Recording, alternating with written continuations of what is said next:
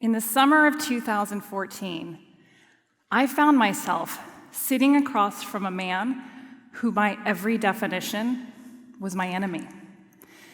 His name was Craig Watts, and he's a chicken factory farmer. My career is devoted to protecting farmed animals and ending factory farming. And up until this point in my life, I had spent every waking moment standing up against everything this man stood for, and now I was in his living room. As I sat there, the questions were swirling in my head. I had been trying for years to get footage from inside one of these chicken factory farms at a time when it was, and it still is, nearly impossible. I had failed every other attempt. Why had this man invited me to his home and his farm? I had driven that day from my home in Atlanta to his in Fairmont, North Carolina. And I was so scared that I literally gave my husband the address and I said, if I don't come back, look for me rotting in the chicken litter. I was convinced this must be an ambush. Indeed, my life would change that day forever. The day I met Craig Watts, he had been raising chickens for 22 years for a company called Purdue, the fourth largest chicken company in the entire country. And as a young man, he had yearned for this way to stay on the land in one of the poorest counties in the state. So when the chicken industry came to town, he thought, this is a dream come true. He took a $250,000 loan out and he built these chicken houses. Purdue would give him a flock, he'd raise them, and each flock he'd get paid, and then he'd pay off in small increments that loan, like a mortgage. But pretty soon, the chickens got sick. It's a factory farm, after all. There are 25,000 chickens that are stuffed wall to wall, living on their own feces, breathing ammonia-laden air. And when chickens get sick, some of them die.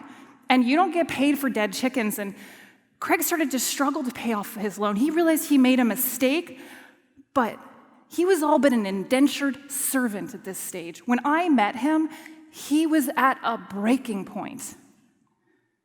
The payments seemed never ending, as did the death, despair, and illness of his chickens. Now, if we humans tried to think of some super unjust, unfair, filthy, and cruel food system, we could not have thought of anything worse than factory farming. 80 billion farmed animals around the world annually are raised and slaughtered. They're stuffed in cages in warehouses, never to see the light of day. And that's not just a problem for those farmed animals. Animal agriculture, it accounts for more greenhouse gas emissions than all of the planes, trains, and automobiles put together. And 1/3 of our arable land is used to grow feed, to feed factory farmed animals rather than ourselves. And all that land is sprayed with immeasurable chemicals. And ecologically important habitats, like the Amazon, are cut down and are burnt, all so we can feed and house farmed animals. By the time my 3 kids grow up, there's very unlikely to be polar bears, Sumatran elephants, orangutans. In my lifetime, the number of birds, amphibians, reptiles, and mammals has halved.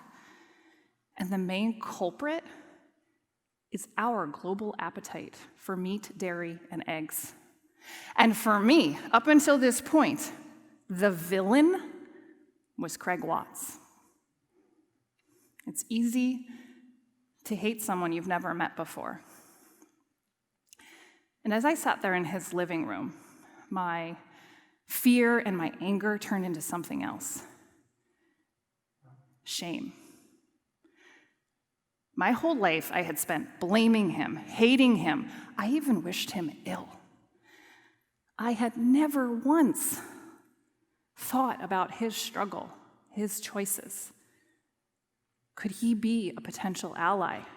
I never had thought he feels as trapped as the chickens. So we had been sitting there for hours, and the midday turned into afternoon, turned into dusk, turned into darkness, and he suddenly said, "Okay, are you ready to see the chickens?" Why had he waited for it to be dark? He was worried about raising suspicion with his neighbors. So under the cover of darkness, we walked towards one of these long gray houses, and he swung open the door, and we stepped inside, and we were hit with this overpowering smell, and every muscle in my body tensed up, and I coughed, and my eyes teared. I was too overwhelmed by my own physical discomfort. I didn't even look around at first, but when I did, what I saw brought me to tears. Tens of thousands of newly hatched chicks in this darkened warehouse with nowhere to go and nothing to do. And I knew within a month they would grow at an unnaturally fast pace, they would suffer, and then they'd end up on someone's plate. Over the next few months, I returned many times with filmmaker Reagan Hodge to record, to understand, to build trust with Craig. And I walked his houses with him as he picked up dead and dying birds with messed up legs and trouble breathing and difficulty walking.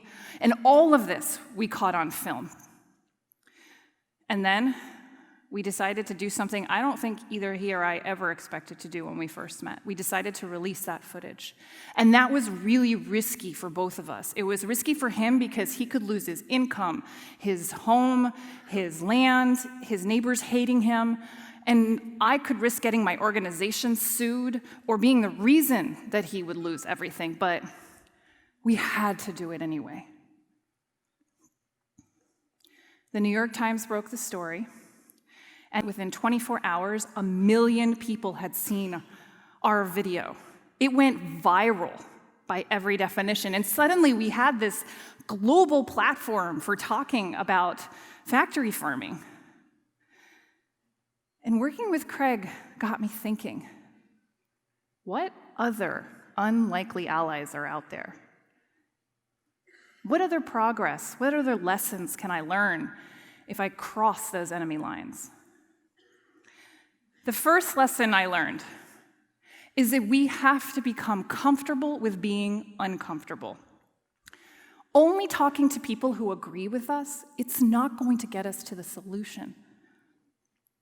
We have to be willing to enter other people's space because quite often the enemy has the power to change the problem that we're trying to solve. In my case, I'm not in charge of a single chicken. The farmer is, and so are the meat companies. So I need to enter their space if I want to solve the problem. And a couple years after working with Craig, I did something again I never expected to do. I sat down with an even bigger so-called enemy, Jim Purdue himself, the man I had made the villain of my viral video.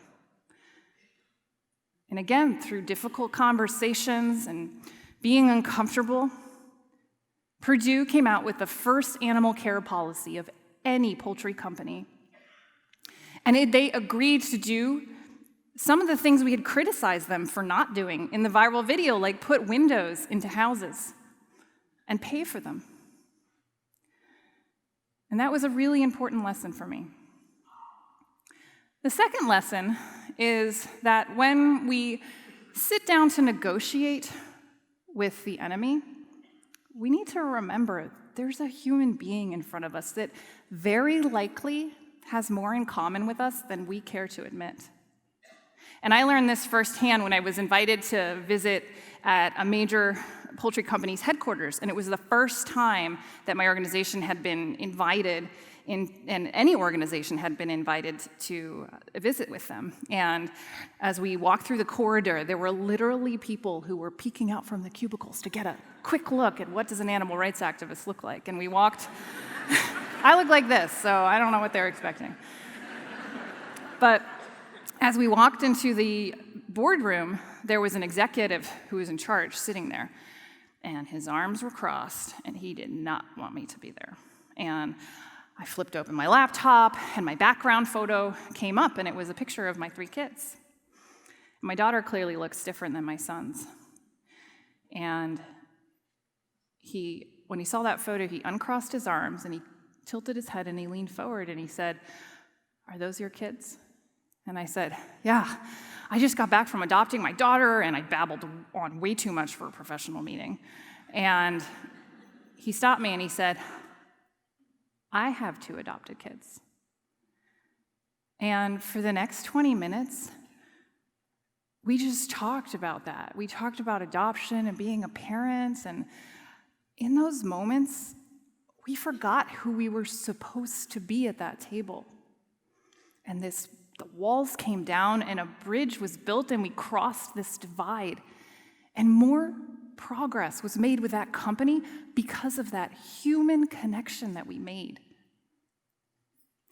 My last lesson for you is that when we sit down with the so-called enemy, we need to look for the win-win. Instead of going in with farmers like Craig Watts and thinking, I need to put them out of farming, I started to think, how can I help them be different kinds of farmers, like growing hemp or mushrooms? And a farmer I later worked with did exactly that. He did do the expose with me and filmed, and we went with the New York Times again, but he went beyond that. He quit chicken factory farming, and it turns out that those big, long, gray warehouses are the perfect environment for growing something else.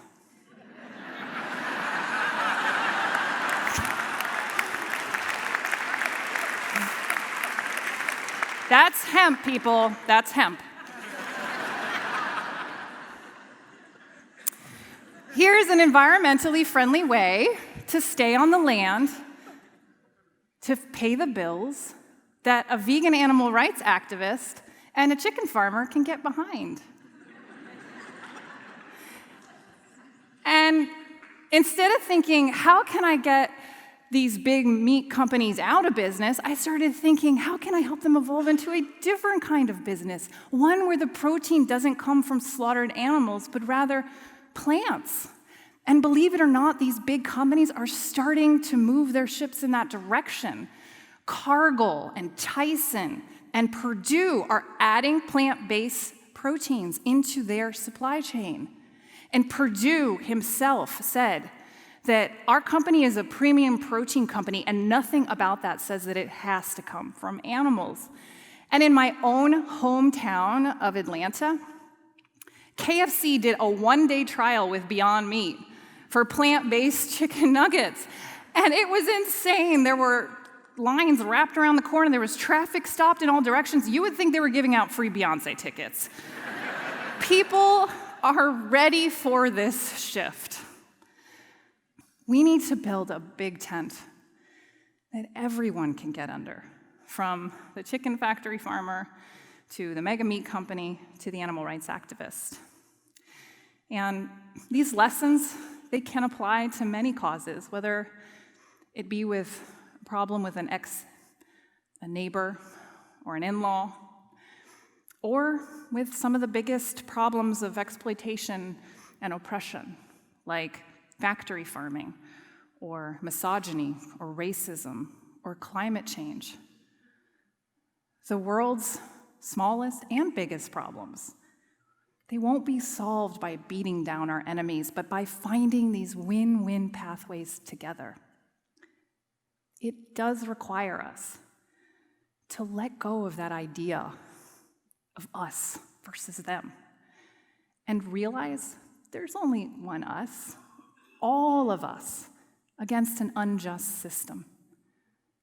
And it is difficult and messy and uncomfortable, but it is critical and maybe the only way to build that compassionate food system that we all, from the chicken to the chicken farmer to the mega meat company, to all of us, deserve. Thank you.